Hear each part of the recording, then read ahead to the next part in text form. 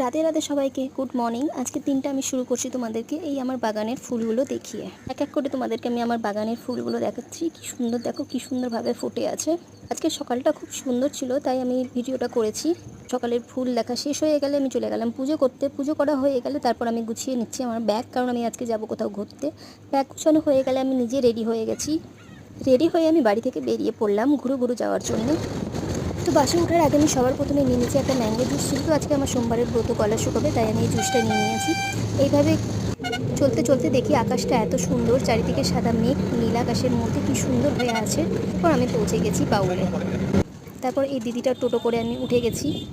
ভাবপুরে কোনো প্যাসেঞ্জার নেই, তাই দিদি আমাকে নিজে একাই নিয়ে এসছে। যা অবস্থা আমার তোমরা সবাই দেখতেই পাচ্ছ।